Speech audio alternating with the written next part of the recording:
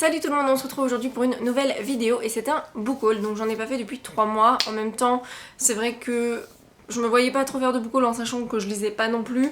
Alors là, ces dernières semaines, j'ai pas beaucoup lu depuis la dernière update lecture parce qu'en fait, je suis occupée à corriger mon histoire et ça me prend tellement de temps et je suis tellement plongée dedans que voilà, j'essaye de pas trop lire à côté. Mais voilà, c'est vrai que j'avais envie de vous faire un book haul parce que quand même j'ai acquis pas mal de livres ces derniers temps et j'avais envie de vous en montrer quelques-uns, donc c'est parti. Le premier que je voulais vous montrer, c'est Sous la même étoile de Kelly York, donc 3 cœurs à l'unisson, paru chez PKJ. Ça, c'est une histoire que j'ai vraiment très envie de lire parce que je connais pas mal de gens qui l'ont lu et qui ont beaucoup aimé. Et tout ce que je sais de cette histoire, donc c'est un contemporain YA, et en fait, il s'agit d'un frère et d'une sœur qui sont amoureux du même garçon. Et voilà, je trouve que c'est assez intriguant, je pense que c'est une belle lecture avec de l'émotion et en même temps un peu fun. Peut-être que je me trompe, mais c'est un petit peu ce que j'attends en tout cas de cette lecture. Donc il me tarde et n'hésitez pas à me dire ce que vous en avez pensé si vous l'avez déjà lu. Ensuite, un livre dont je vais vous donner mon avis dans la prochaine vidéo. Il s'agit de There Once Were Stars de Melanie McFarlane. Je crois que c'est un livre auto-publié, en tout cas par la plateforme Mount9 Books, donc qui est ou bien une maison ou bien enfin quelque chose en auto-édition, je ne suis pas tout à fait sûre. J'ai lu ce livre dans le cadre de ce qu'on appelle les booktube tours qu'on a en fait aux États-Unis. Je ne sais pas pourquoi, j'ai eu la chance d'en faire partie.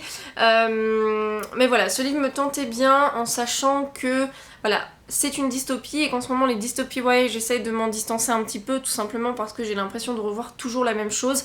Mais je me suis dit voilà, pourquoi pas, j'ai envie de me laisser tenter en sachant que voilà, c'est pas une auteure forcément très connue et le titre me plaisait bien évidemment. J'aimais bien la couverture et le synopsis était assez commun, mais je me disais que peut-être je pourrais être surprise. Ça n'a pas été le cas, c'est une histoire très commune, mais je vous en dis plus donc dans ma prochaine vidéo. Là je vais juste vous dire que c'est une dystopie donc qui se passe dans un dôme après on va dire pas une guerre nucléaire mais il y a eu un virus et après il y a eu du nucléaire, quelque chose comme ça. Et voilà, c'était un peu dommage parce que j'en attendais quand même un petit peu plus, mais c'est pas grave.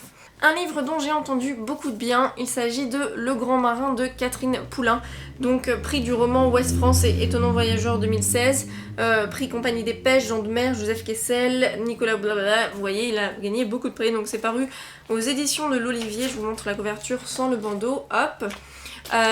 Et en fait voilà, c'est juste que quand je travaillais au bureau, c'est un livre qui avait fait quand même assez sensation. C'est l'histoire d'une jeune femme qui s'en va en Alaska et c'est vrai que c'est quelque chose que j'aime plutôt bien, les grands voyages qui changent un peu une vie. C'est vrai que j'ai pas lu Wild qui était sorti au cinéma également avec Reese Witherspoon et pourtant j'en ai entendu beaucoup de bien, donc c'est un livre sur lequel je vais me pencher également. Et en fait Into the Wild, je sais pas si vous le savez, j'ai pas lu le livre, c'est pas bien je sais, mais le film c'est un de mes films préférés. Et à l'époque où je l'ai vu, je me souviens que ça m'avait mis une claque et que pendant 2 ans je ne faisais qu'y penser jour et nuit. Donc voilà, j'espère que ce livre me plaira, en tout cas j'en ai vraiment entendu que du bien. Pourquoi pas voyager en Alaska, il fait très chaud en ce moment donc ça pourrait peut-être me rafraîchir.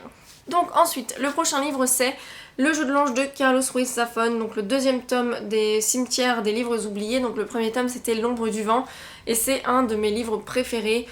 Quand je l'ai lu, j'ai vraiment été abasourdie par la qualité du texte. Si j'avais eu le niveau que j'avais au lycée en espagnol, je l'aurais volontiers lu en VO. C'est pas le cas aujourd'hui malheureusement, mais voilà, n'ayant pas eu le texte original, je peux pas forcément vous dire que c'était une traduction de malade mental, mais en même temps, quand je l'ai lu, j'ai trouvé que le texte était extrêmement poétique, que voilà, ça se lisait extrêmement bien, donc voilà, en tout cas moi c'est un livre qui m'avait beaucoup plu. Je ne suis pas sûre que Le Jeu de l'Ange soit la suite directe de L'Ombre du Vent, mais je veux pas lire le synopsis au cas où ça me spoilerait quoi que ce soit, et je vous aurais bien parlé de L'Ombre du Vent en détail, mais ça fait quand même 2 ans que je l'ai lu, et quand bien même j'en garde des souvenirs de certaines scènes vraiment vivides dans ma tête, Je ne voudrais pas vous dire de bêtises quant à la période à laquelle ça se passe en Espagne. Je dirais juste que c'est un roman d'apprentissage initiatique dans une Espagne un petit peu lointaine, on va dire. C'est pas un contemporain d'aujourd'hui, mais un contemporain d'une autre époque. Et c'était vraiment un livre magnifique avec une histoire d'amour épique et voilà, c'était vraiment incroyable. Mais de toute façon, je vous laisserai le lien en barre d'infos si vous voulez en savoir plus sur L'ombre du vent. Ensuite, je vais vous montrer donc un album jeunesse que je suis ravie d'avoir parce qu'en fait, l'illustrateur, je l'aime beaucoup. Il s'agit donc de C'est l'histoire du poisson bavard de Rémi Courgeon. Et donc je l'ai pas encore lu, mais Rémi Courgeon, c'est vraiment un illustrateur que j'aime beaucoup. Et il y a un de ses albums qui sort chez Nathan au deuxième semestre de cette année, donc en fin d'année. Et j'ai vraiment hâte qu'il sorte parce que bah voilà, tout simplement j'aime vraiment ce qu'il fait Rémi Courgeon. Et du coup voilà, je vais essayer de vous montrer une planche, mais je voudrais pas vous... Enfin, je sais pas, après bien sûr tout ça c'est assez subjectif, mais je vais vous montrer une qui est un peu plus claire. Vous voyez, bon, c'est beaucoup d'eau, hein, mais en même temps ça s'appelle pas l'histoire du poisson pour rien, hein. Voilà, je vous montre une dernière planche comme ceci. Donc voilà, c'est un petit album pour enfants. Mon neveu va naître quand je serai partie aux États-Unis. C'est comme ça, mais j'ai hâte de pouvoir partager un petit peu la lecture avec lui quand je reviendrai et qu'il sera un peu plus grand et peut-être avec cette histoire, pourquoi pas. Ensuite, je vais vous présenter donc un graphic novel, je présume. Donc c'est Ce n'est pas toi que j'attendais de Fabien Toulmé aux éditions Delcourt. Donc c'est Noémie de la chaîne Il n'y a qu'un pas et du blog Il n'y a qu'un pas qui me l'a prêté quand je suis allée chez elle. Je sais qu'elle a adoré et pour moi ça me suffit amplement, mais en gros c'est l'histoire d'un papa, enfin d'un futur papa qui apprend que sa fille est atteinte de trisomie et du coup voilà, c'est comment faire pour gérer ce handicap.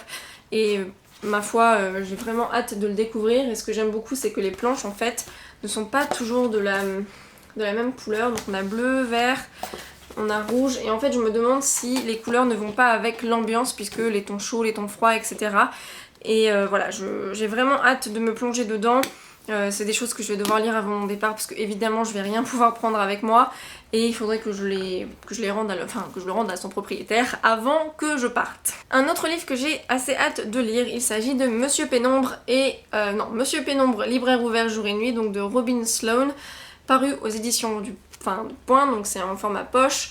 Et en fait je me dis que j'aurais dû faire finalement une semaine ou peut-être un mois en rapport avec des lectures où le livre est mis au centre même du livre, parce que j'ai lu donc La bibliothèque des cœurs cabossés il y a pas très longtemps, dont vous avez vu la vidéo il y a pas très longtemps non plus. Si vous ne l'avez pas vu, je la mettrai en barre d'infos.